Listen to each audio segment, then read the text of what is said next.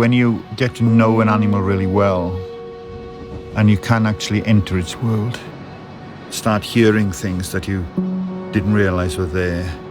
You start feeling the wind on your skin, and it's like seeing the world in Technicolor. You become alive.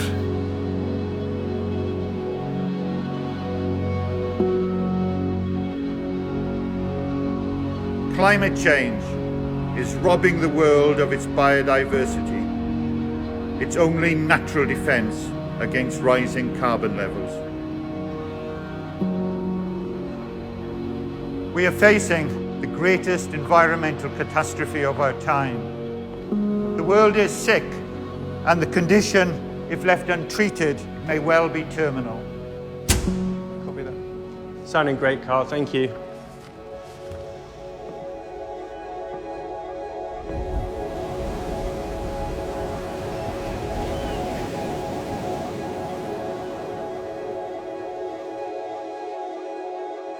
As I was growing up, I used to sit there and dream about what may be possible in the future. I didn't want to be an objective scientist watching through binoculars. I wanted to go out there and be part of it. I heard about the plight of the Mauritius kestrel in the early 1970s and that it was likely to become extinct.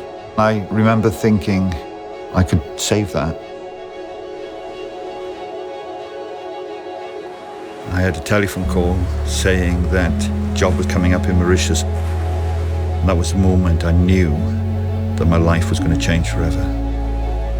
I just remember thinking, wow, this is great.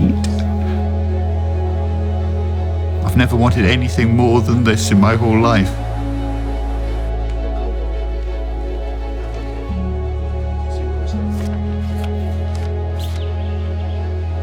When I saw the Mauritius kestrel, I was just blown away. It was such a dynamic, lovely creature. And I threw myself into saving them. And it became my absolute life.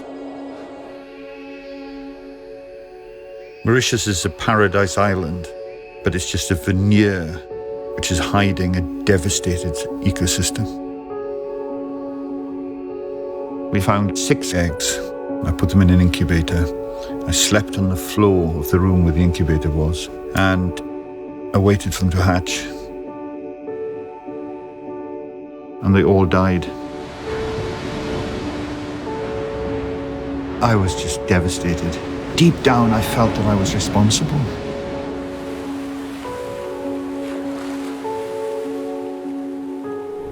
The funding organizations pulled out.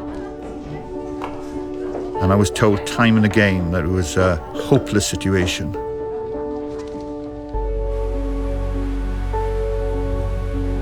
I remember as a child in Wales, I was breeding kestrels in my back garden. I sort of made it up as I went along. I always believed that one day all that childhood experience could actually mean something. I had this burning desire deep down that I wanted to do something to help. So I formulated a plan. The conservation organizations tended to think that all these ideas were far too radical.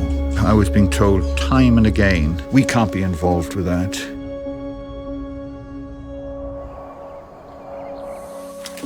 I went and took the last clutches of eggs from the last 2 pairs of Mauritius kestrels. I was taking huge risks. I thought, I can't allow the Mauritius kestrel to become extinct. I can't be involved with that.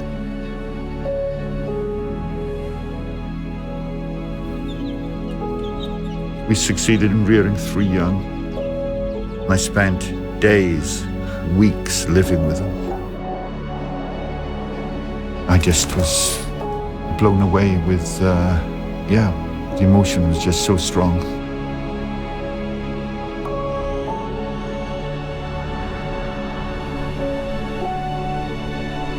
Once the world's rarest bird, we now have several hundred. To know that they're there, I think, is absolutely wonderful. We developed this community, and it was an amazing feeling.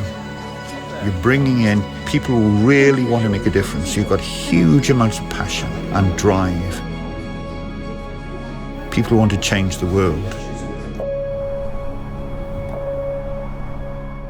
What we've done with individual species is driving the restoration of whole systems of animals and plants. One of the most effective ways of reversing the catastrophic effects of climate change is to restore natural habitats.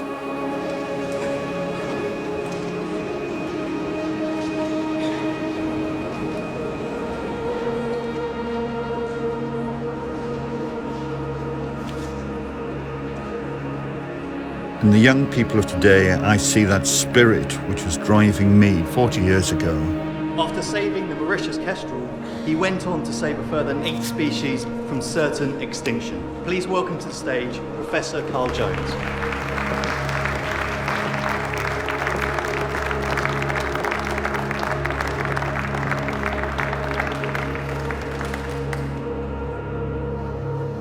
I'm sure that many of you here today have come to hear me talk about the problems facing the Earth, and that we are looking towards a very bleak future. But I'm going to disappoint you. I don't believe that. I believe there's tremendous hope for the future.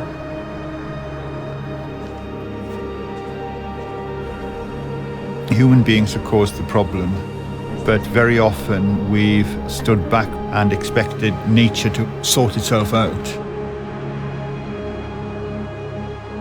We're now realizing that we have caused so much damage to the world that we've actively got to start putting things back together again, reversing the problems that we've caused, making the world a more magical, complex and beautiful place.